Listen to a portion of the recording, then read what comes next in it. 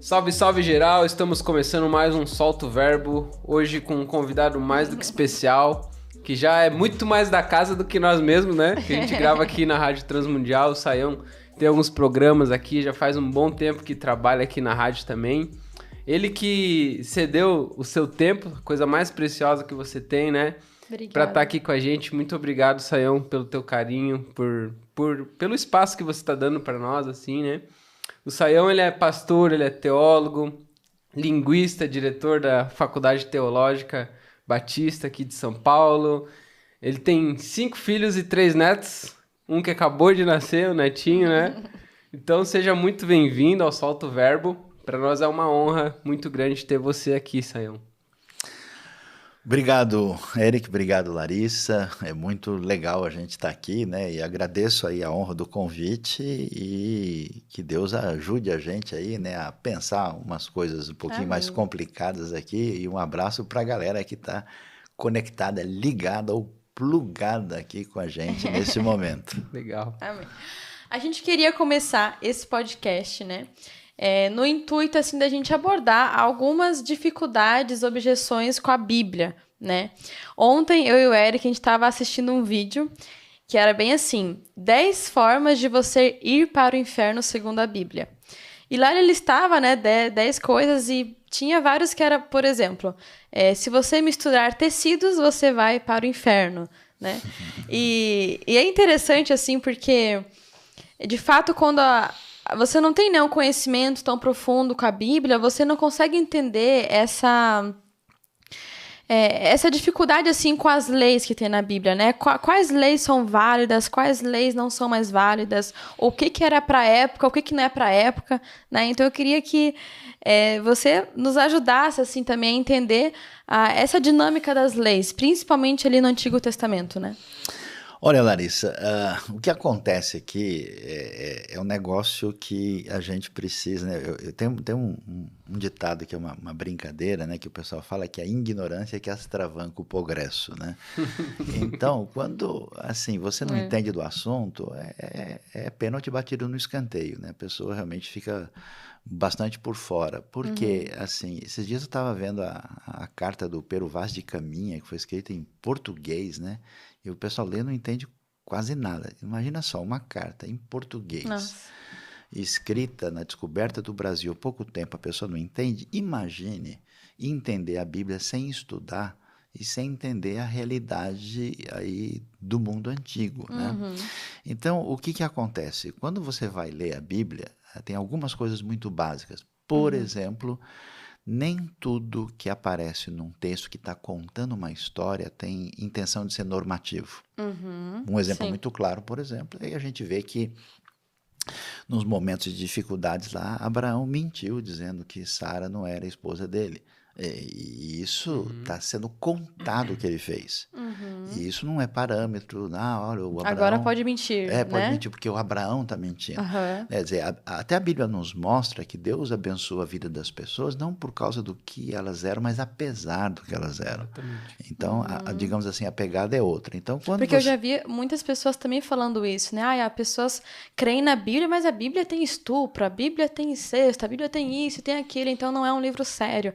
Mas não quer dizer que, né, que você tem que fazer aquilo, né? Mas só um registro das histórias, muitas vezes, mas né? você sabe que isso é que é legal, porque se a Bíblia fosse um livro fake, se a Bíblia fosse programada para poder, assim, ela seria um negócio muito mais romantizado e menos realista. Como ela fala a vida do jeito que ela é, a Bíblia não tem medo, entendeu, do Cidade Alerta. A Bíblia não tem medo das barras pesadas da vida. Ela é muito realista. Então, ela conta a história como se fosse uma operação de alguém que foi atropelado na sala de cirurgia. Então, ela não conta um mundo cor-de-rosa, lindo, legal. Ela conta como deu tudo errado e como é que Deus começou um processo para ajudar as pessoas numa caminhada difícil.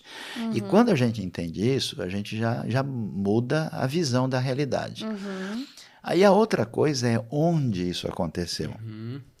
qual é o cenário geográfico, o cenário histórico, que tipo de sociedade é essa. E aí, quando a gente entende isso, você vai entender a motivação de um mandamento. Tem uns mandamentos na Bíblia, assim, até eu, quando eu li pela primeira vez, falei, esse negócio é muito louco, né? Não tem sentido, né? O mandamento diz assim, não cozinhe o cabrito no leite da mãe dele, da cabra, né? Aí você fala, meu, que coisa mais estranha é essa, né? E aí, quando você olha no mundo antigo, a galera que morava ali na terra de Canaã tinha uns rituais muito loucos, né?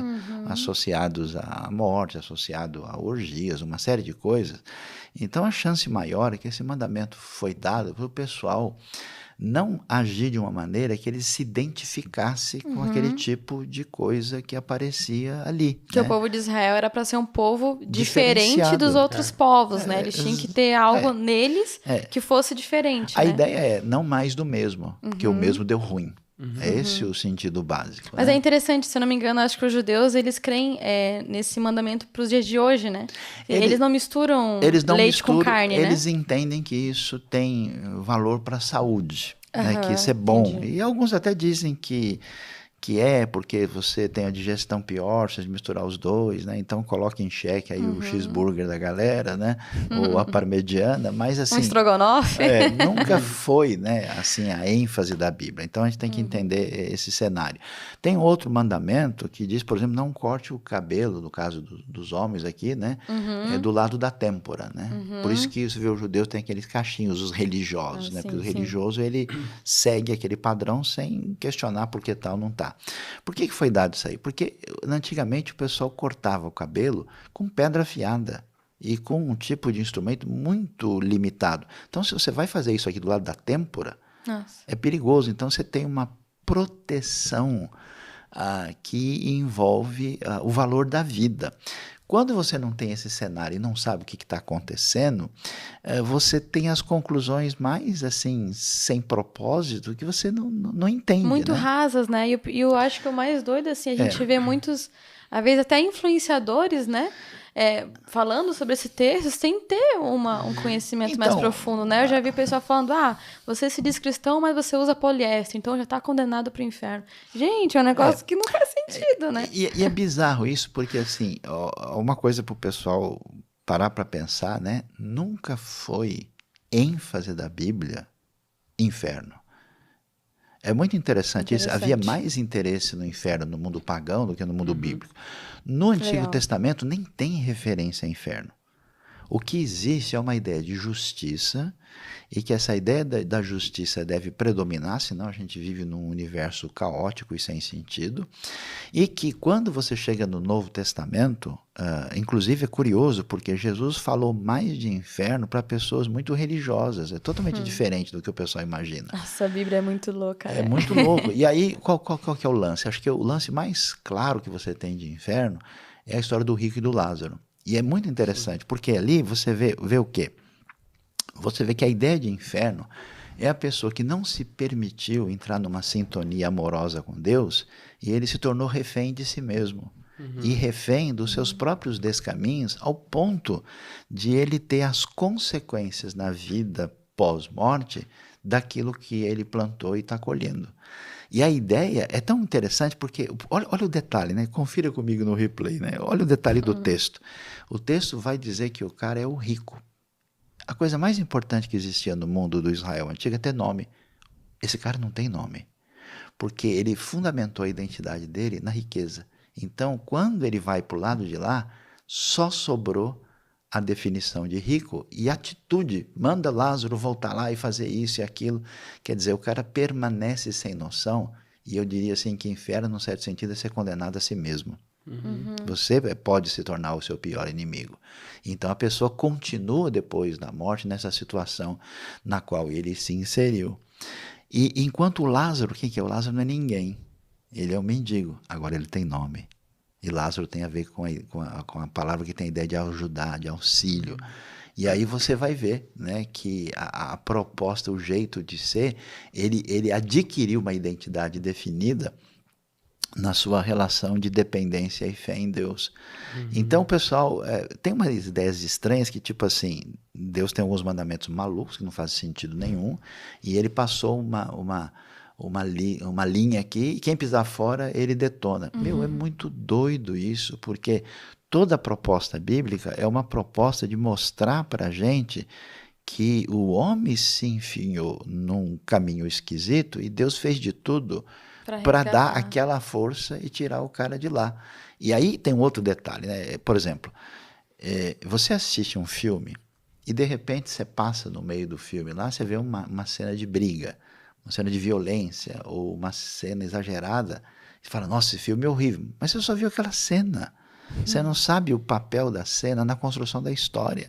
Então, eu gosto de ver aqueles filmes legal, que você isso. chega no final e fala, puxa, agora, nossa, eu pensei o tempo todo que aquele cara era o bandido. Quem diria? Foi esse cara aqui. Meu, isso é a morte no Nilo. Será? Como é que é o lance? Nossa, eu nunca imaginei. O cara que estava junto, né? Era um amigo. Então, assim, se você lê a Bíblia no slide parado, você vai estar equivocado, né? Então, se você lê você vai entender para onde isso aponta, onde é que isso chega e o que isso significa no final. Aí você entende o final do filme. Então, nem tem discussão sobre inferno no Antigo Testamento. As leis não têm nada a ver com isso. Mas isso que você falou é muito legal, porque, né, toda vez que a gente pega um texto isolado e fala só sobre aquilo, para mim, assim, é uma das piores coisas que você pode fazer com a Bíblia ou qualquer outro livro antigo, né? Porque a Bíblia, ela tem ali um panorama, ela tem uma linha geral para você entender ela, né? Que é a criação, queda, redenção, consumação, enfim. E é isso que a fake news faz. Ela pega um pedaço de uma fala, desloca, diz, o cara aqui, ele falou que ele não gosta da mãe dele, mas ele tá contando uma história de uma época que ele não gostava, né? Agora você pega aquele texto, generaliza. Isso é uma visão bem positivista, né? Só aquilo que tá posto, eu analiso aquilo, mas eu não vejo o contexto, eu não vejo o que tem por trás daquilo, né? Mas, por exemplo, a gente percebeu que, assim, os textos que a galera mais critica e mais cai pesado em cima, dizendo que a Bíblia é um Deus militar, é um Deus de morte, é um Deus que, se você pecar, você vai pro inferno, são textos que estão ali perto de Levítico e Deuteronômio, né? Aquela parte das leis ali. Que Deus, ele tinha um plano pro povo de Israel e ali ele estava estruturando, né? Leis cerimoniais, leis jurídicas, morais, né?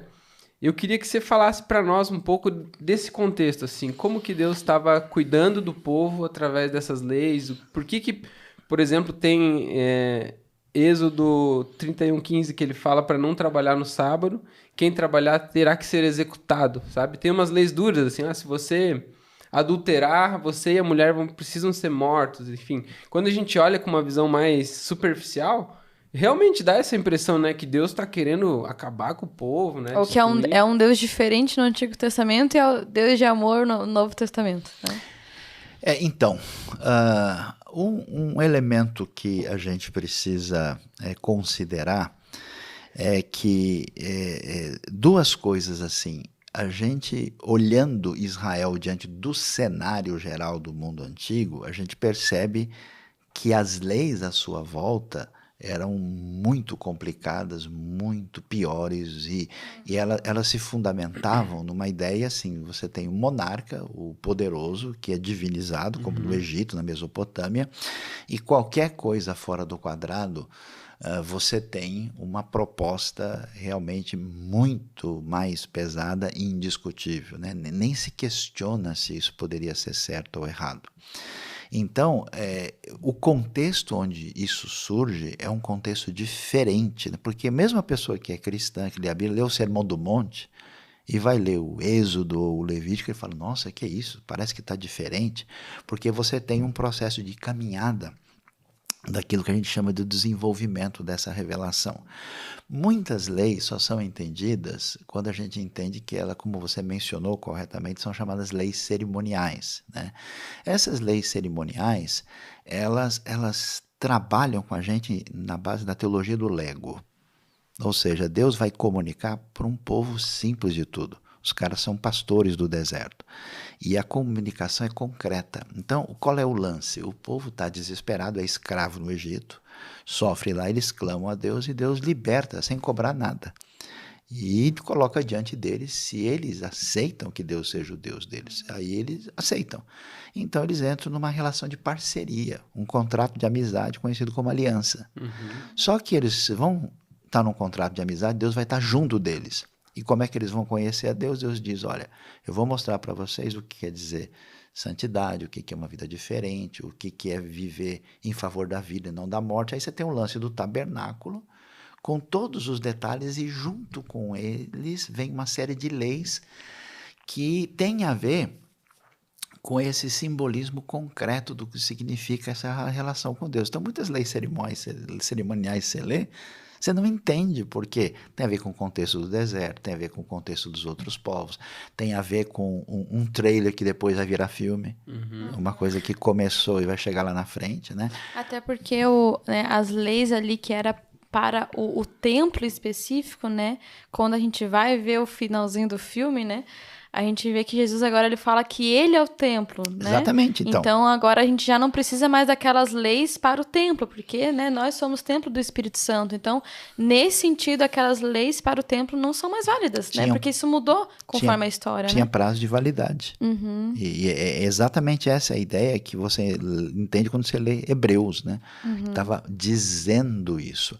Agora, aí o pessoal fala, mas nossa, essas leis duras, como é que a gente vai entender esse cenário? Então, a primeira coisa importante, todos os povos da antiguidade tinham leis assim e muito mais severas do que essa. Então, para eles, o fato de Deus exigir essas leis era talvez até muito mais leve do que as leis que eles já estavam vivendo. Ah, com certeza. Você matava um cara porque sim. Porque o imperador, o dono, o rei e tal, resolveu falar, o cara não acabou. A segunda questão é que a gente tem um raciocínio um pouco diferente, difícil de entender no mundo de hoje, que é um raciocínio individualizado. O que vale é o indivíduo, a sua vontade, ele faz o que ele quer e acabou. E o mundo antigo sabia muito bem o que significa sobrevivência. E a sobrevivência é simples, né? A gente entendeu um pouco disso na pandemia, a gente entendeu isso em vários lugares, que é dizer o seguinte, se você priorizar demais a liberdade do indivíduo, você põe em risco todo mundo. Então, por exemplo, uma lei boba dessa, que um indivíduo, por exemplo, que estava com uma chaga terrível no corpo e que estava ali saindo pus, que a Bíblia chama de lepra, o que isso vai causar? Pode exterminar a população toda. Então, esse cara tem que seguir a lei. E essas leis eram duras, porque a ideia é que se o indivíduo quebra aquilo que sustenta a comunidade como um todo, toda a comunidade está ameaçada. Por exemplo, quando alguém vê que um indivíduo como Hitler foi condenado, né, pela justiça mundial, ninguém em senso comum vai admitir isso, ou quando alguém pega os carrascos do nazismo e vê o que aconteceu no tribunal de Nuremberg, ninguém diz, não, como assim, não matarás, né? E a gente vê em todos os regimes do mundo, você pega os regimes de índole marxista, o que aconteceu em Cuba, em outros lugares, até mesmo em democracias do mundo, chega uma hora que o indivíduo que ameaça de maneira definitiva a ordem social, ele é lhe tirado o privilégio de continuar entre os mortais. Então, isso não é uma coisa da Bíblia. Aliás, a Bíblia faz um caminho diferente. Ela faz um caminho no mundo antigo de suavização dessa violência, no sentido em que o indivíduo ele só era executado não por causa do desejo de um ser divino que era o rei, o monarca, ele era executado quando o que ele estava fazendo, no contexto, era ameaçador. O sábado era um negócio muito especial, por quê? Porque o mundo antigo vivia de sugar o sangue de escravo. E como é que o escravo vive? 24/7. Para quem vai servir uma lei de descanso? Para o rei e para o pessoal do palácio? Não, é para o povão. Então, o tempo adquire uma dimensão sagrada de tal maneira que ele é reservado a uma situação especial de reciclar a pessoa de uma maneira especial Na sua relação consigo mesmo, a tradição judaica diz até hoje, é proibido não se alegrar no sábado. E você entrar na dimensão consagrada e retomar a sua vida. Do contrário, todo mundo vai ficar louco, ou todo mundo vai morrer escravo. Então, a dimensão disso era muito mais profunda. E o problema não é só do indivíduo fazer ou não fazer, o problema é que ao quebrar isso e colocar isso diante de toda a comunidade, naquele contexto a ameaça era muito séria, né? É como, por exemplo, no começo da pandemia. O que significa colocar um pedacinho de pano na cara? Imagina que você criticado por isso, eu ponho, não ponho. Por que eu tenho que passar álcool na mão? Né? Por que eu tenho que fazer o que foi feito na gripe espanhola? Nossa, porque aquilo tem uma dimensão que você não entende. Então não é um capricho da divindade. O foco, como diz o mandamento, é para que vivas. Olha que coisa interessante. Essas dimensões aparentemente de violência irrefletida, pense comigo o mundo antigo. No mundo antigo não existe a crítica desse conquistar violento. Pelo contrário, os povos diziam, eu estou vencendo e estou carregando a cabeça do meu inimigo. É outra coisa, né? Assiste o seriado Os Vikings. Era algo a ser aplaudido, né? Nossa, assiste os Vikings aí, pega o Netflix, dá uma olhada, assim, assiste uns 2 episódios e bem-vindo ao mundo da realidade pré-cristã. Como é que o mundo vivia e pensava. Aí, nesse cenário, todo mundo associa a coisa, né? Aí, dessa maneira. Em Israel, você vai ter conquista, você vai ter guerra, você vai ter, assim, um elemento que você, à primeira vista, você fala, olha que coisa ligada à violência. Só que em Israel tem apenas a ideia de que você vai ocupar uma terra que era dos seus antepassados e você vai ocupar uma terra com um propósito específico e que tem a ver com a sua sobrevivência. Quase todos os conflitos israelitas são de tentar sobreviver nesse mundo antigo, onde todo mundo está lutando pela sobrevivência. O contexto é a guerra, né? E aí, olha que coisa interessante. Quando os israelitas conquistam Jericó, na sequência eles vão lutar contra Ai e são derrotados. E a razão da derrota é um negócio muito estranho. Por quê? Porque um cara, na hora da conquista, foi lá, o Acã, e pegou uma capa valiosa, pegou coisas lá de valor. Sim. E aí, o que a Bíblia faz? Um negócio interessante, chama-se Herem. Herem significa uma coisa amaldiçoada. Quando você conquistar, faça apenas o que você veio fazer com o propósito de alcançar a sua sobrevivência e estabilidade. Não se aproprie dos bens. Por quê? Porque o combustível da guerra é a ganância. O combustível da guerra é o enriquecimento. Israel nunca foi chamado a fazer o que a Mesopotâmia. Eu acho tão curioso, por exemplo, o pessoal enche a bola para falar da Grécia, de Roma, do Egito. Esses povos eram assassinos. Saíram conquistando todo mundo e tomando a terra de todo mundo, e eles são lindos e maravilhosos. E você só vê a parte legal, né? E aí, Israel que pega um pedacinho de terra michuruco para sobreviver naquele ambiente, tão condenado, né? É uma coisa assim onde você pega a lente, né, de aumento no tamanho 20. Então, existe um viés meio complicado nesse processo. Agora, isso é tão sério que a Bíblia é o primeiro documento que apresenta uma crítica da guerra no mundo antigo, dizendo, você não pode sair por aí fazendo como todo mundo sempre fez, porque se for para se estabelecer e ter a sobrevivência, beleza, mas para conquistar e pegar as coisas, não. E o outro lance interessante é que o maior rei conquistador foi Davi. E o que a Bíblia diz? Você não pode construir o templo.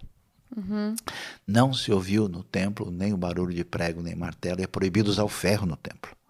Por quê? Porque não é para associar o sagrado com a violência.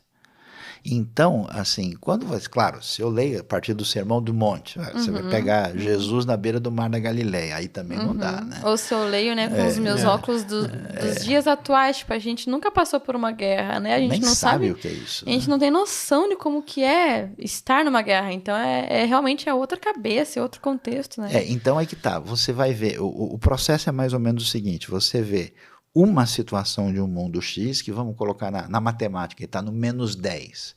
A Bíblia chega e vai levando esse pessoal para o menos 7, menos 6, e a contagem regressiva chega até culminar no príncipe da paz. Aí quando chega na proposta de Jesus, de fato, a gente tem a versão 2.0. Aí você tem uma pegada que até o pessoal diz, né?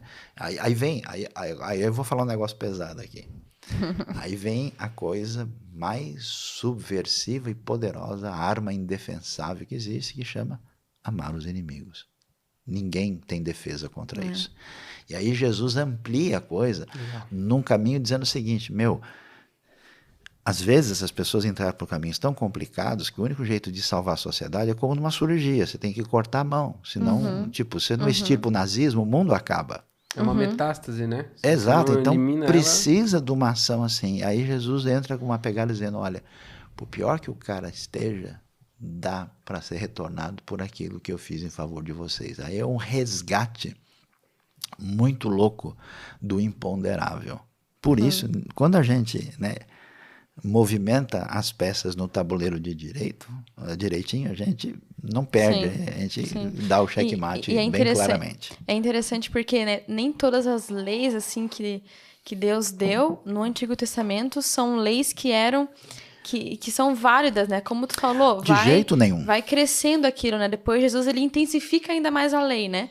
Porque, por exemplo, a primeira vez lá que eu li sobre quando o homem ele tá numa situação de guerra, ele vê uma mulher e ele quer tomar aquela mulher para ele, então ele tem que pegar a mulher, ela vai ficar um mês lá lamentando, chorando, e daí depois ele não pode tratar ela como escrava se ele não gostar mais dela, tem toda aquela coisa, né? Eu fiquei, gente, que absurdo, Deus está falando que se o cara quiser tomar a mulher, praticamente, né? Mesmo se ela não quiser, ele pode tomar ela para si, isso é um absurdo, né? Mas aí é isso que é interessante, quando você vai, né, comparar com os outros povos que estavam em guerra, não existia isso, né? As mulheres eram muito estupradas, e ali Deus fala, olha, você vai matar ter que... e estuprar. Então fala assim, não, quando tiver a guerra, a mulher ficar lá, você, na verdade, vai se responsabilizar por ela. Sim. E vai tomá-la. Então, por exemplo, até quando o pessoal lê sobre poligamia, que nunca foi uma proposta bíblica de fato, né? Por Deus, quando cria Adão e Eva, não cria Adão e Evas, nem Eva com Adões, né? Você vê a poligamia como realidade do mundo antigo e toda família poligâmica dá ruim. Tem conflito, tem problema. Então existe uma crítica velada à poligamia no mundo que jamais questionou isso. Então, nesse cenário, a pessoa deveria preservar ali, né, no caso, tomar essa mulher e ter uma responsabilidade sobre ela. E não é que Deus queria que fosse isso, mas é que para aquela situação era a única coisa, não, né? Era o que tinha, né? Não era é a situação perfeita, é o pronto-socorro dentro do contexto imediato. E aí depois, quando você vai avançando na Bíblia, você vai ver ali em Jesus como ele tratou a mulher, né? Como ele deu dignidade pra mulher. Meu Deus, você fecha com chave de ouro isso, né? É como se, vamos jogar pro esporte, né? O objetivo dele é correr uma maratona. Agora você pega um cara que nunca correu uma maratona e diz assim, agora você vai correr 40 quilômetros. O cara não vai conseguir. Lógico. Então, como que você vai começar a criar algo nesse cara? Não, hoje vamos tentar correr 1 quilômetro. Amanhã a gente tenta correr 2 e assim vai aumentando, né? Porque é difícil você chegar para um povo que vive uma realidade totalmente diferente da nossa e querer que eles vivam o que a gente vive hoje, né? E é uma coisa curiosa isso, porque, na verdade, a sociedade de hoje, que se julga evoluída e grande coisa... os nossos 2 séculos, o nosso último século é o século mais assassino da história humana. E feito, eu visitei Auschwitz, eu tive lá e eu entendo alemão, né? Então eu li as coisas que os caras deixaram escritas e que deixaram documentado. Metade daqueles caras tinham PhD. Eles tinham sido formados na sociedade iluminista, com educação elevada e assim por diante. E você vê uma máquina de matar profundamente elaborada, com ciência, com frieza e com justificativa científica. Então, assim, esse problema humano de autodestruição, de destruição do próximo, é uma realidade constante. Eu acho que é muito complicado, né? O pessoal do nosso tempo chegar e falar, olha que coisa feia, sendo que a nossa realidade é pós-apavorante. A gente fala da Síria, mas o Rio de Janeiro mata mais do que a Síria, né? É doido o negócio. E eu comparo a coisa mais ou menos assim, se você entra numa cena sozinho, você vê um cara com estilete na mão, cortando a barriga do outro, você fala, nossa, que violência. O cara é um cirurgião, ele está operando o cara. Ele está num processo. Depois você vê esse cara saindo do hospital. Então, quando o indivíduo lê uma história, ele não sabe quem são os filisteus, ele não sabe quem são os cananeus, ele não conhece a história de Israel. Os ele não cananeus sabe o são pano de fundo. inocentes, né? O pessoal não entende nada disso. E não entende o cenário, o contexto, o ambiente cultural, as coisas que estão acontecendo, e aí, do nada, né? É como um indivíduo, por exemplo, hoje, saindo daqui, entra numa tribo indígena, entra numa tribo tradicional africana ou do sudeste da Ásia e chega lá e fala, não, esses caras são tudo loucos, olha o que eles fizeram, eles estão comendo isso, imagina o cara está com dor de cabeça, ele cortou aqui, né? Então tem que ser preso, isso aqui é considerado agressão. Mas espera aí, quem são, de onde vieram, qual é a sua referência? Então esse é o ambiente. Na verdade, nem existe a priori povo hebreu. Tem um cara chamado Abraão, que é um mesopotâmico de Ur dos Caldeus, criado numa cultura completamente diferente, e esse cara tem um insight diferenciado, com uma ação de Deus falando para ele, Abraão, eu vou construir uma história para arrumar toda essa bagunça a partir de você. Então, o lance é outro, né? Josué 24, verso 2 diz, os nossos antepassados eram idólatras que viviam do outro lado do rio, que atravessaram o Eufrates e chegaram aqui. Então aí o cenário é muito diferente. O pessoal... E mexe muito com a nossa cabeça, né? Eu lembrei uma vez, a gente estava numa aula lá de teologia, aí um professor falou que Abraão era pagão. Meu caneco, todo mundo saiu assim, aquele dia, todo mundo, meu Deus, esse professor tá louco, tá falando que Abraão era pagão. Abraão era membro da primeira igreja evangélica de Ur, né? Era diácono lá, né? Inclusive ficava na porta da igreja dando bronca nos adolescentes e tal. Mas, sabe, eu acho isso tão precioso, porque a gente vê uns textos, né? A gente fica, meu Deus, que horror. Aí depois, quando você vai, né, entrando, eu acho que tem uma beleza nisso também, né? Da gente ir vasculhando o texto e encontrando coisas. Porque se fosse tudo assim, tu entendesse tudo de primeira também, né? Não tem eu vou dizer uma coisa aqui graça. que acho que ajuda a gente a entender. Além disso, né? Existe muita coisa na Bíblia que você, para poder entender, além de ser bom se a pessoa pudesse falar grego e hebraico, né? Então, se a pessoa entender hebraico, ajuda muito, né? O grego diz lá, se souber grego também vai ajudar muito, né? Porque senão fica tudo opinião da boa vontade. E aí complica o meio de campo. Que eu acho que é, né? Ou fica só dependente, às vezes, do que o pastor fala. Fica né? de orelhada, né? Aí o negócio não rola, né? Aí quando você conhece isso, você conhece a natureza da literatura bíblica, você vai perceber que muita coisa que parece ser, por exemplo, até mesmo essa questão da conquista de Canaã, de Israel, parece que muita coisa ali é muito mais hiperbólica e metafórica. Porque você vê o texto falando um monte de coisa, você chega na página seguinte, o pessoal que deveria ter sumido está ali. Então, a gente vai descobrir que certas coisas que a gente à primeira vista entende, não é bem assim. Por exemplo, Jesus disse bem claramente, se o teu olho faz pecar, arranca. E joga fora. Se a tua mão faz pecar, corta. Agora, bom, olha que violência, Jesus está mandando os caras se mutilar, como assim? Que loucura. Como é que a gente sabe que isso não é literal? Além de você ter recursos literários para entender isso, mas tem uma coisa muito básica que qualquer pessoa vai entender. Os discípulos não cortaram a mão e nem arrancaram os olhos. E eles estavam ali todo dia com Jesus. Se fosse para isso ser uma coisa literal, era para Jesus chegar no dia seguinte, e aí, que vocês estão me vendo por quê? Não arrancaram ainda? E por que não acontece? Porque isso era metafórico. Por que foi dito isso? Para dizer, olha, a renúncia ao seu egoísmo, a renúncia à sua vida autossuficiente, independente, desconectada de Deus, ela é algo tão importante, tão sério, que é como se você tivesse que arrancar uma mão. Ou seja, você tem que entender, fica à vontade. Se você quiser seguir outra parada aí, não tem problema. Mas comigo, a pegada é outra vai exigir essa renúncia. Aí você entende o cenário. Então tem muita coisa que aparece no texto que é hiperbólico, que vai além disso.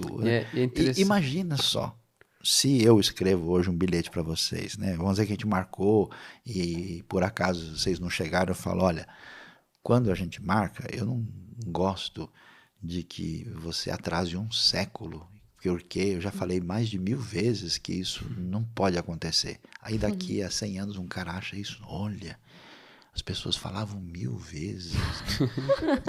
A pessoa ficava esperando o outro um século. Nossa, isso aqui são gigantes mitológicos, eles deveriam viver 20 mil anos, porque só para esperar um outro era um século. Porque o cara não se liga que isso é uma linguagem metafórica. Então, vários textos bíblicos têm... Apocalipse. Olha só a doideira do próprio inferno. Como é que a Bíblia descreve o inferno? Descreve que são trevas densas, escuras, trevas exteriores.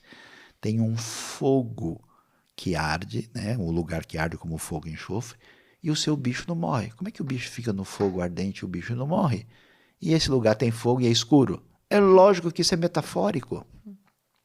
É claro que você tem uma realidade dessa ruptura com Deus que é revelada e detalhada no Novo Testamento, e principalmente por Jesus, e que não tem um lugar físico, o inferno. Esse dia eu vi uma coisa maluca aí, que alguém cavou um buraco na terra e escutou o grito dos caras que estão no inferno, no fundo do buraco. Tem uns loucos que querem achar, tipo, onde tá os portais do inferno, né? Exato. Eu já vi na televisão, eles vão em vários países para cavar. Muito doido esse negócio, né? Então, e aí você vê que, de novo, né? Se a gente não sabe o negócio direito, dá ruim. E aí tem um problema mais sério. É quando a pessoa não sabe, ou sabe mais ou menos, ou faz de conta que sabe, e usa aquilo para finalidades particulares, utilizando e manipulando textos quando é do seu próprio interesse. Aí, sinceramente, não Se rola. observa, né? Que até alguns dos textos que a gente viu a galera criticando, é nítido que você vê a posição política da pessoa que tá publicando aquele texto, né? Então, além de criticar o texto, na realidade, isso talvez seja de menos, mas ele tem uma intenção política por trás, né? É um viés a priori, né? Mas uma coisa que eu queria falar é que hoje, quando a gente ouve a palavra não, quando a gente ouve a palavra lei, quando a gente ouve a palavra mandamento, para nossa geração já é algo pesado. Tipo, nossa, uma lei, um mandamento, um não. Você já fica tipo pecado. Assim, nossa, coisa chata, né? Que coisa ruim. E agora você vai pegar, por exemplo, os 10 mandamentos, né? Não matarás, não roubarás, não adulterarás. Parece que assim, poxa, que Deus chato, não posso fazer nada. Não. É um Deus só de não. Eu vou olhar para ele e vai falar não, não. Mas quando a gente começa a entender que por trás desses princípios, por trás desses nãos, existe um cuidado, né? Porque ele tá falando assim, cara, se você não adulterar, a tua vida vai ser muito melhor que a tua esposa. Poxa, se você adulterar, vai dar tanta treta no teu casamento que você não tem ideia. E fora dele também. E fora dele, na tua família, com os teus amigos, enfim. Então, é muito legal quando você consegue virar essa chave, entender que o mandamento, que é algo que Deus disse assim com essas palavras, é algo que tá protegendo você e te trazendo vida, né? Isso eu acho que é fantástico. Mas sabe qual é a questão? Eu acho que tem duas coisas aí. Um é a doideira que a pessoa não cai na real, ele não percebe que ele é um ser humano, ele está limitado, né? Um dia alguém falou para mim, na sua religião, o que é proibido lá que não pode fazer? Eu falei, lá é proibido beber chumbo quente. Todas as pessoas que lá bebem chumbo quente, a gente chama, repreende, exclui da igreja. Mas como assim? Beber chumbo quente é um absurdo. Eu falei, mas a pessoa é livre, né? Não, mas como isso é loucura? Eu falei, então tem outras coisas que também são. Então o lance é o seguinte, você é um ser humano, você é limitado, você vive em sociedade, você tem situações inclusive que se você desobedece, o seu organismo vai se dar mal. Então assim, o não está definido a princípio. A criança que vai botar a mão na panela quente que está lá na panela de pressão, ele precisa ouvir o não, senão ele perde a mão. É loucura. E um não bem forte ainda. O não é uma maravilha. Você tem um amigo que está na rua, o carro vai atropelar ele, você fala, olha, talvez seja bom você se afastar. Você fala, não, cara. Você empurra ele no chão. Então não tem como.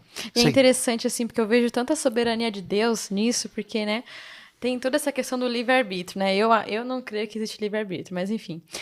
Mas tem leis, assim, que até, se você não crê em Deus, você é ateu, etc., mas você não tem como desafiar as leis que já existem naturais, né? Tipo, vou desafiar a lei da gravidade. Pula do prédio, é uma vez só. Não existe, você não consegue fazer, é uma lei já estabelecida ali, né?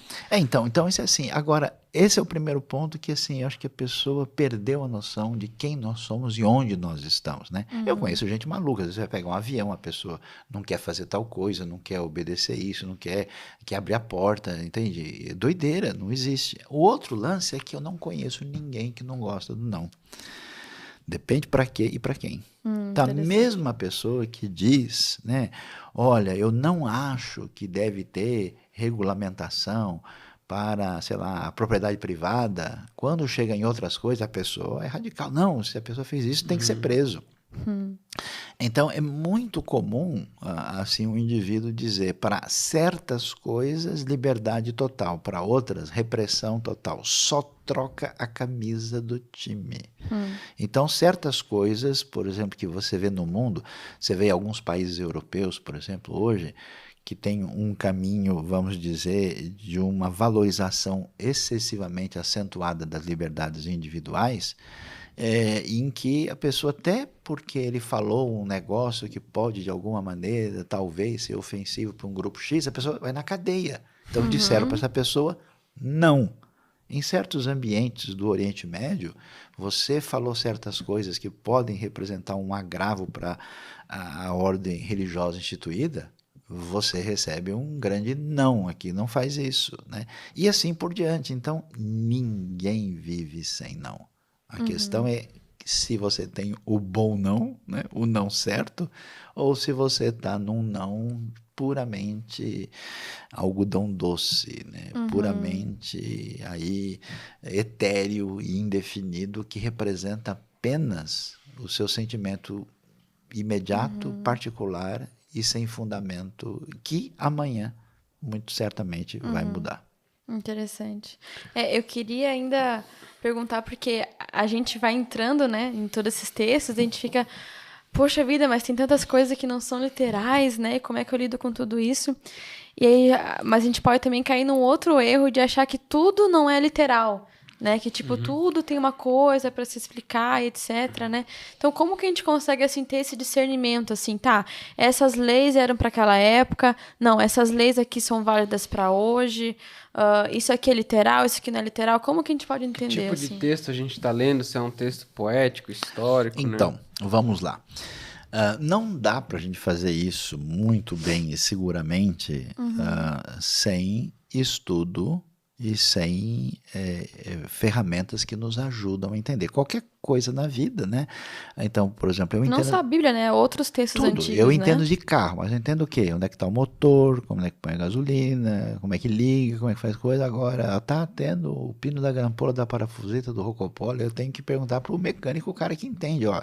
Eu só ouvi um barulho estranho, essa é a minha identificação. Aí o cara explica um monte de coisa, a gente sorri fazendo de conta que entendeu, assim, para não perder a amizade, e deixa lá e depois resolve isso. Então, não tem como. Eu não posso dizer para o médico, olha, eu acho. O cara estudou, ele conhece. Então, eu pergunto para o médico que é saúde, eu pergunto para o mecânico, é um sinal de humildade. Então, eu preciso saber de quem estudou direito e aprofundadamente a Bíblia, do que isso significa. Mas, de modo geral, a gente entende o seguinte, se você tem textos que parecem muito dissoantes, por exemplo, no Antigo Testamento, se entenda que isso muitas vezes é uma questão de contexto, muitas vezes é uma questão de desenvolvimento da revelação e muitas vezes é uma questão literária ou linguística, inclusive, né?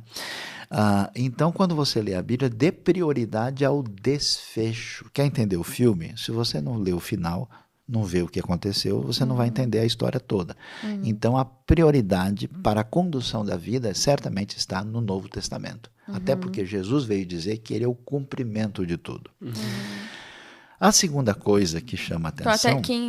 às vezes, quem quer começar a ler a Bíblia, algo muito interessante é começar pelo Novo Testamento, Com né? certeza, com certeza. Pra depois ter essa ótica para o restante. Né? A não ser que a pessoa seja de pano de fundo judaico, né, e foi criado no entendimento do Antigo Testamento, ele pode fazer o contrário. Mas quem vem desse ambiente, é muito mais fácil você entender Jesus e o Novo Testamento do que você começar a ler Deuteronômio, né, ou primeiro Crônicas, que tem porque muitos... 9 capítulos de genealogia. Imagina. Pensa, fala, isso aqui é só escalação. Até né? porque muitos textos do Campeonato da Antigo época. Testamento, eles estão apontando para Jesus. Sim, Então, sim. como é que você vai entender? Ah, tá apontando para Jesus, mas quem que é esse Jesus? Então, legal entender quem é esse Jesus. Com toda certeza, porque é a referência fundamental e central da Bíblia. Né?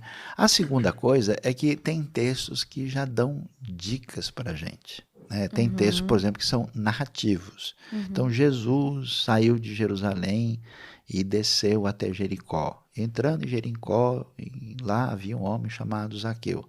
Jesus é Jesus, Jericó é Jericó, desceu, você vai ver pela topografia de Jerusalém para Jericó, são cerca de quase 40 quilômetros, de uma altura de 800 metros para menos 300, a cidade está localizada, Zaqueu, ele é um cobrador de imposto, então você tem uma referência muito concreta numa narrativa nítida.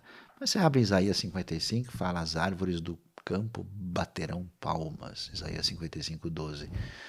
Árvores que participam de shows, assim, não são muito encontradíssimas. Não tinha nenhuma árvore no Rock in Rio, né? Pois é, ou se tinham, estavam no estilo mais tradicional de ou comportamento. quem viu essas árvores devia ter usado alguma coisinha.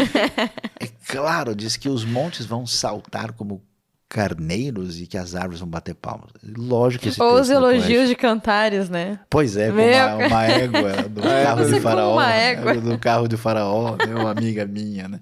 Então, é muito compreensível que textos poéticos, muitos dos textos proféticos e um texto apocalíptico, eu vi uma besta que surgia do mar, não é o Godzilla.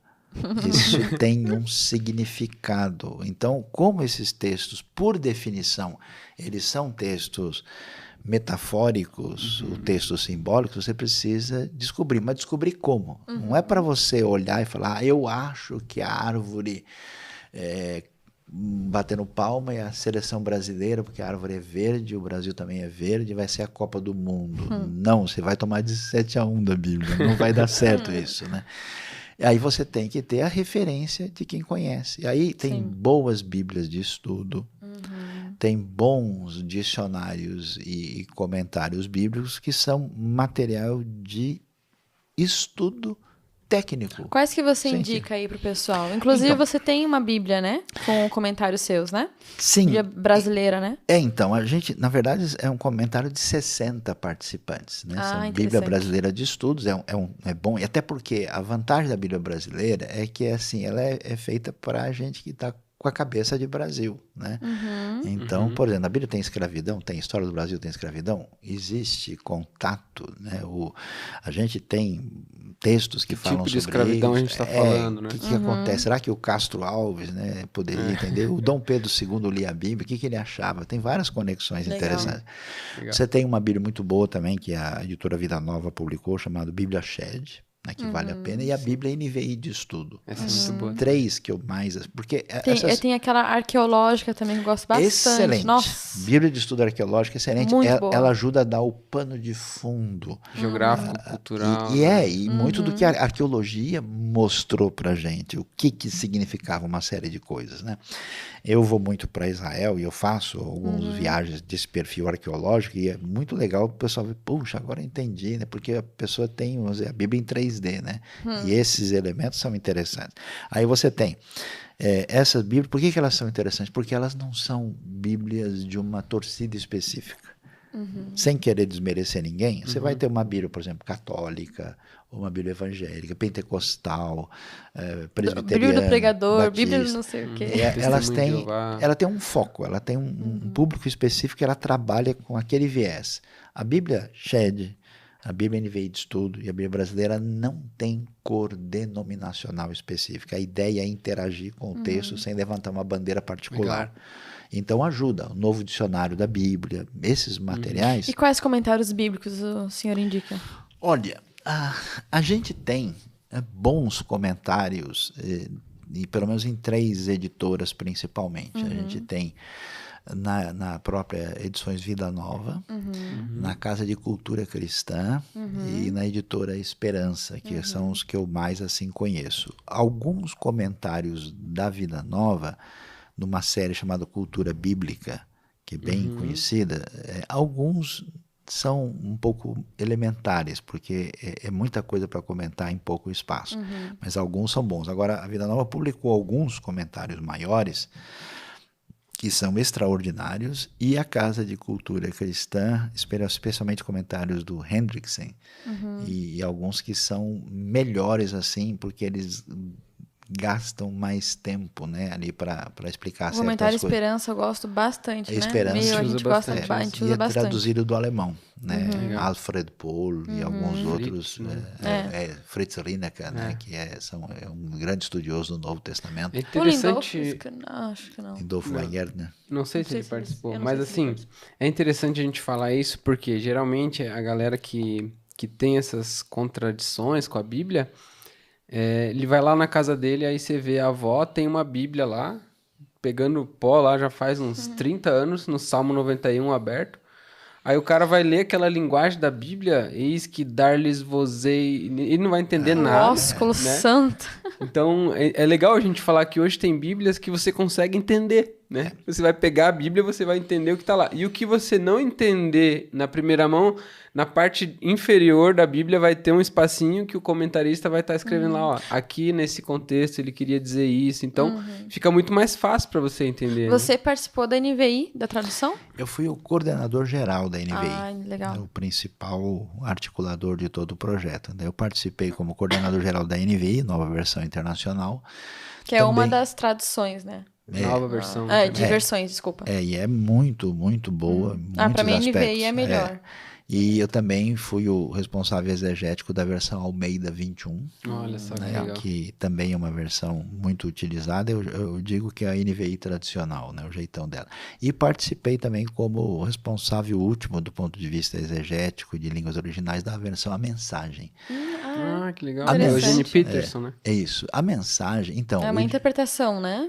Então, Não sei se é interpretação que na fala. verdade, todas as versões passam por isso. Que às Sim, vezes você, quando vai traduzir literalmente, você está interpretando algo porque aquele literal não significa o que significa aqui, né? Por exemplo, em Tiago 1:2 diz, meus irmãos, está sendo falado, não tenham a fé no nosso Senhor Jesus Cristo em acepção de pessoas, né? Quem lê isso não entende, né? O literal, ele é inadequado porque em português duas Precisa negativas em outras línguas viram uma afirmativa, né? E aí quando você vê Tiago, você tem um texto que diz: tem de grande alegria ou gozo quando caíres em várias tentações. Claro que esse literal está errado, porque tentação nesse contexto chama-se provação. E aí a pessoa, né? Então assim, agora a mensagem é uma outra coisa que o pessoal precisa entender. A mensagem, por um lado, a pessoa tem que entender que ela não está traduzindo a coisa de uma maneira que você acompanha o texto tão diretamente, mas ela faz um processo que, principalmente o pessoal que tem dificuldade com esses textos complicados, vale a pena dar uma olhada, porque ela faz o seguinte: qual é a dificuldade de traduzir a Bíblia? É que aquele mundo romano, grego, persa, babilônico, egípcio, cananita, filisteu não existe mais. E nem aquela realidade. Então, algumas expressões e figuras que aparecem lá, elas são incompreensíveis para quem está vivendo no século XXI, especialmente no mundo urbano. O que o texto faz é entender aquela figura e trazer numa paráfrase o significado daquela figura no ambiente de hoje. Por exemplo, João Batista encontra Jesus. Jesus vai ser batizado e quando Jesus chega, João Batista diz: ó, esse é aquele que eu não sou digno nem de desatar a correia das suas sandálias. Que isso? Se eu for com vocês, sei lá, num banco aí, no Carrefour, no shopping, e fala: eu não sou digno de desatar a correia da sandália. Mas você trabalha em alguma loja de calçados, você está vendendo sandália, por que você não pode... No mundo bíblico, as pessoas usavam sandálias e os pés delas ficavam empoeirados. Quando você chegava na casa de alguém, você não mandava sentar e não servia um cafezinho. Você lavava o pé da pessoa. Então, quem se colocava numa posição de humildade para elogiar o outro, o que ele fazia? Ele desatava a correia da sandália para lavar os pés e receber a pessoa com cortesia e hospitalidade. Só que essa realidade não faz sentido, entendeu? Na Avenida Hoje a gente Paulista. usa tênis, né? E ninguém faz isso. Ninguém chega na casa do outro e fala, deixa eu lavar os seus pés aqui. Eu falei, por quê? Você acha que eu tenho freira? Como assim? Aí... Hoje seria uma ofensa, né? É um negócio, você está falando o quê? Você está xingando, por acaso, está cheirando mal, né? Está incidental, dá talco granado, né? Como assim? O que a mensagem faz? João Batista chega diante de Jesus e diz, esse é o protagonista diante do qual eu não passo de um mero figurante. Ah, que legal. A ideia, Ele ela pega a é... ideia e explica de uma outra forma. E reveste para uma coisa que tem sentido no contexto antigo. Porque uma pessoa que nunca viu nada de Bíblia, quando ele começa a ler, ele passa por tanta coisa desconhecida, a terra de Zebulon e de Naftali, o Jordão e a Galileia, como disse Isaías. E ele fala, não sei o que é Isaías, não sei o que é Miqueias, não sei o que é Naftali, não sei o que é Jordão. E aí ele fala, cansei. Né? Então o texto... Daí desiste já de ler. Ele desiste, porque que diferença, né? E até os nomes bíblicos, né, que você lê, nossa, que nome estranho, quem daria o nome do filho de Zelofeade, né? Como assim? O cara fez alguma coisa de mal para receber esse nome, né? Então, aí, nesse sentido, ela é interessante. Então, para quem é zero total, assim, é uma leitura porque capta bem a ideia, o que está por trás daquela Eu não colocação. acho legal ler só a mensagem, Não, né? não. Mas eu acho que ela é muito boa. Tipo, ter uma NVI, uma mensagem e ler, tipo, os dois, isso é bem, bem interessante.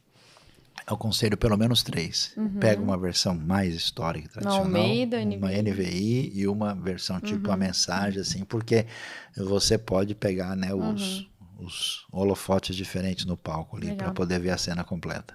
Mas só voltando um pouquinho do que a gente estava falando das leis, né? Como entender esse parâmetro. Uma vez, se não me engano, eu li em algum lugar, eu fui numa aula, não sei, mas assim, uma coisa meio mais grossa, assim, né? Como você grossamente entende que uma lei é válida ou não é válida, né? Mais por cima, assim, é se você vê que ela permanece desde o início da Bíblia até o final dela, né? Você vai ver que tem princípios, tem valores, enfim, que desde o início ele vai de Gênesis a Apocalipse, né? E aí tem outras coisas que você percebe que, opa, mas aqui diz isso, aqui diz parece ao contrário, né? Por exemplo, que a mulher não pode falar. Mas aí você vai ver mulheres falando no Antigo Testamento, no Novo Testamento, e isso aí só uma partezinha que fala para ela não falar. Então, você percebe, tá, mas aqui ela pode falar, mas aqui ela não pode falar. Contextual, né? Exatamente. Daí você percebe que, como tem algumas partes que são diferentes, você percebe que ali tem um contexto envolvido, né? Por exemplo, a questão de mulher não falar está totalmente ligado a um contexto de culto em Corinto.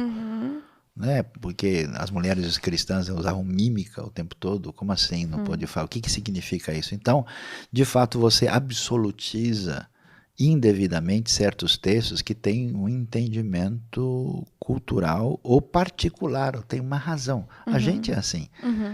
Se você vai num funeral, você não pode falar. Se você entrar e interromper as pessoas lá, é uma loucura. Então, quando é que você pode ou não pode, porque esse ou aquele pode ou não pode, tem razões para isso e tem que ser entendido. Né? A gente queria ter tempo para pegar todas as leis e falar, mas aí, né? vamos falar uma coisa muito importante, séria aqui. Essa questão das leis, ela é muito importante e fundamental como delimitação da nossa conduta diante de Deus, do próximo e da gente mesmo. Mas Jesus falou um negócio muito interessante. Primeiro ele disse que nunca devemos pensar que a lei tem um monte de bobagem, que não tem valor nenhum. Ele diz que não cairá da lei nada, nenhum diferençazinha de uma letra, nenhum um pontinho, ela toda tem valor para o nosso entendimento e estudo. Mas ele disse uma coisa muito clara, que ele não veio anular a lei, mas ele veio cumprir. O que é esse negócio de cumprir? Né? O grego plerosai, que aparece lá. A ideia é que Jesus veio mostrar realmente qual é a finalidade desse A princípio. intenção das leis. Qual é a intenção, qual é o objetivo. Por quê? Porque Paulo vai dizer isso, que a lei acaba não valendo muita coisa, porque se a gente tem a intenção complicada, a gente vai fazer igual um advogado desonesto, vai tentar usar a lei da maneira para quebrar o princípio legalmente Que era o que os constituído. fariseus faziam, né? E se tu não tem o princípio da lei, a lei de nada vale. E aí tem um lance interessante que aparece em Mateus 22, que Jesus diz o seguinte, né? Os judeus contaram 613 mandamentos na lei, na Torá. E o grande resumo, o quadro que marca tudo isso, são os 10 mandamentos. O que Jesus disse? Jesus que vai deixar claro que amar a Deus sobre todas as coisas e ao próximo como a si mesmo são os mandamentos nos quais todos os outros estão pendurados. Eles gravitam em torno disso. Então, a relação com a lei se dá adequadamente com uma mudança de coração. 1 Coríntios 16 diz que quem ama tem cumprido a lei. Então, como é que funciona esse lance? É muito louco. Quando alguém é abraçado por Deus, quando alguém é tocado por esse amor incondicional que perdoa, você deixa de fazer bico para Deus e tira essa cara de quem está chupando limão o tempo todo e de entrar nessa rota de colisão que é bobagem, porque fugir de Deus é um meio diferente de acabar caindo nas mãos dele, não tem como. Você não é o dono do universo, fica aí na real. Então quando isso atinge a gente e isso muda a gente por dentro, o amor de Deus cura a nossa ferida, muda a nossa intenção. Aí é o lance do amor, né? Quando você ama uma pessoa, o que acontece? Você trata diferente. O cara foi encontrar com a namorada porque a lei mandou. Disse, encontrarás a tua namorada 2 vezes por semana e com ela ficarás e ela namorarás. Não, a pessoa faz isso no desejo intenso de agradar. Deus não nos deu um monte de quadrados para pisar. O foco maior da espiritualidade é agradar quem nos amou. Então a relação, aí nesse sentido, vamos dizer, num certo sentido, o mandamento perde esse lance que a galera tem, uma neurose, né? Porque ele passa a ser uma gratidão, um negócio legal. E não tem coisa melhor, né? Quando você sente isso, assim, sabe?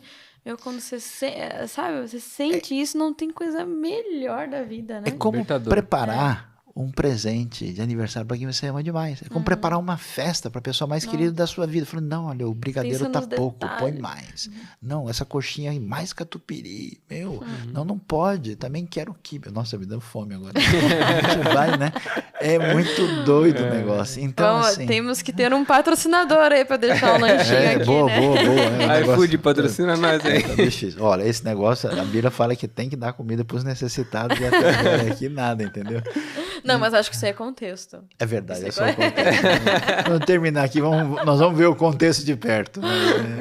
Legal, gente. Nossa, Sayão, obrigado pelas explicações. Acho que foi tudo de maneira muito fácil de entender, né? Eu tenho certeza que a galera que tá ouvindo aí, que tá assistindo, vai poder ampliar um pouquinho mais, né, a superficialidade com que as coisas chegam até ela. E fica o desafio, né? Se você quer entender mais, cara, vai estudar. Não tem o que fazer, cara. O Sayão também tem muitos conteúdos bons aqui na rádio, né? Tem vários podcasts que já foram produzidos, né? A gente tem na rádio, a gente tem na IBNU, né? Também tem as minhas redes pessoais. A gente está sempre postando umas coisas assim que, sinceramente, a gente... quer que as pessoas entendam. E um projeto legal que a gente fez foi o Rota 66, né? E olha... Até com a camisa, né? O Rota é uma explicação da Bíblia em áudio que você pode acessar na própria Transmundial. Tem um aplicativo sem custo nenhum. Ninguém tem qualquer interesse financeiro nisso. Você pode entrar, baixar no celular e você vai ouvir a explicação. E o Rota também é legal porque... aquele negócio, o pessoal acha que gente que mexe com Deus é tudo estranho, né? E esquisito. Deus quer que a gente seja diferente, alguns preferem ser esquisitos, né? Mas o Rota é bem humorado, né? Legal. Então, quando os amigos de Daniel, né, vão lá para a Fornalha Ardente, o título do estudo é Temperatura Máxima. Então, a gente então faz um bem bolado legal. E você então fique à disposição aí. Não tem desculpa para quem quer estudar, né? Não, tem áudio, tem vídeo, tem conteúdos texto, gratuitos, né? Hoje. Grátis, tudo aí, tá tudo na mão, né? Também quero deixar a indicação de um livro que eu, assim, não li todo ele, mas eu tô gostando muito, que é a editora Vida, se não me engano, lançou, que é o Deus Realmente Ordenou o Genocídio, não sei se você Vida já Nova. leu. Vida Nova, né? Então, esse o livro... Paulo Copan, que escreveu com Isso. outro autor, eu não lembro o nome agora. Isso. Esse livro aqui exatamente deixa nítido para muitos textos que parece que a coisa é assim, que ele coloca como uma linguagem hiperbólica, porque no texto seguinte você vê que aquela coisa não sucedeu, né? Então ele trabalha exatamente isso. Nossa, esse livro assim, as primeiras páginas assim, Explode explodiu a minha cabeça. cabeça, sabe? Ele fala Muito justamente sobre essas partes das mortes ali, toda essa matança no Antigo Testamento, né? Mas é isso, muito obrigada, Sayão. Prazer. Também fica aí o estímulo para você que está assistindo, para você ir atrás, né? Buscar conhecimento. A gente deixou várias indicações aqui. Isso aí, achou que era fácil, agora vai ter que se puxar, né? Bom, valeu, Obrigado, Eric. Sayão. Valeu, Larissa. Deus abençoe vocês aí. Um abraço pra galera aí, ó. E continue firme aí. Saiba que nada é mais impactante do que o amor de Deus na nossa vida e a gente sintonizar no poder maior. Amém. Deus abençoe. Valeu, gente. Até a próxima.